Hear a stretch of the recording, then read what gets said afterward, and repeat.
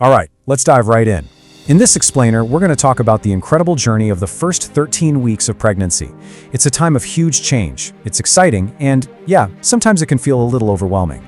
We'll guide you through it all, from the very first signs to a healthy pregnancy checklist, so you feel confident and totally prepared. So, where does this all start?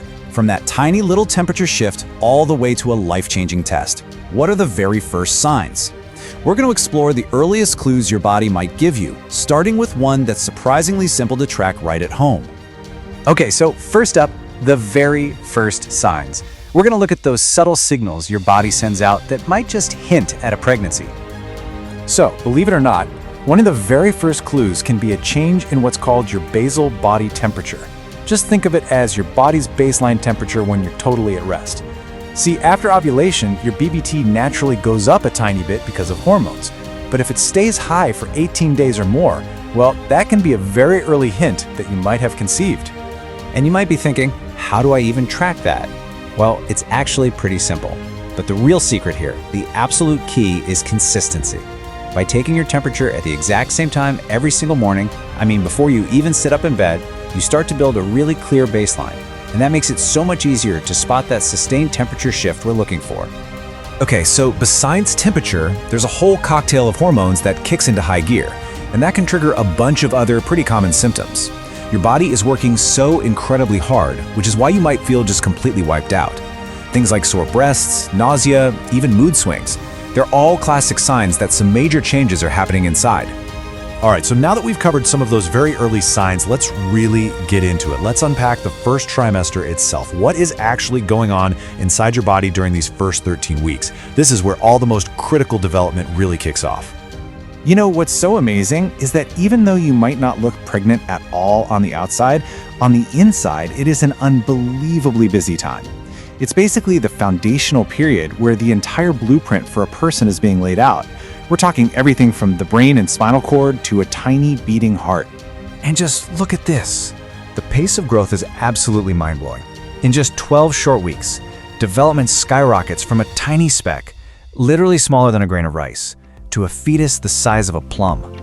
And by that point, they already have fingers and toes and all their major organs are in place. It's incredible. Okay, let's talk about the big one, the one everyone knows about, morning sickness. And yeah, it can be really challenging. Despite its name, it can and does strike at any time of day. But the good news is, there are definitely ways to manage it. So if you're dealing with that queasy feeling, I want you to know you are so not alone. We're talking about a huge majority, somewhere between 50 and 80% of pregnancies. It's usually caused by those rising hormone levels that are helping the fetus develop, so in a weird way, it's often a sign that things are progressing just as they should. So, what can you actually do about it? Here are some really practical, tried and true tips, and honestly, some of these can be total game changers. For example, eating small, frequent meals helps keep your blood sugar from crashing and prevents an empty stomach, which is a huge nausea trigger. Oh, and here's another great one. Try not to drink your liquids with your meals. Separating them by about 30 minutes can make a world of difference. Okay, this next part is really, really important. Because while nausea is super common, we need to talk about how to tell the difference between normal pregnancy symptoms and the signs of a serious, though pretty rare complication. We have to talk about ectopic pregnancy. So what is an ectopic pregnancy? Put simply, it's when the fertilized egg implants in the wrong place. Most of the time, that's in a fallopian tube.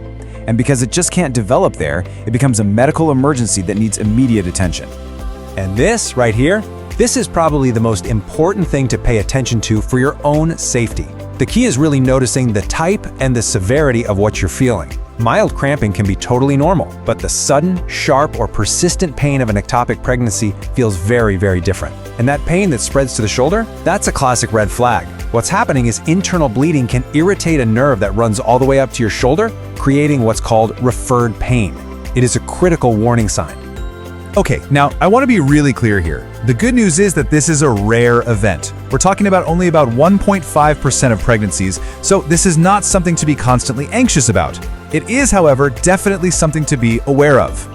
But the reason we bring it up, the reason it's so important to talk about, is because even though it's rare, it is extremely serious.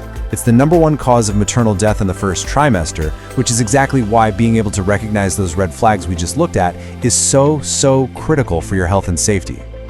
Okay, knowing what to look out for is a huge part of a healthy pregnancy. So, to wrap things up on a really empowering and positive note, let's talk about an actionable checklist you can use to have a safe and healthy first trimester.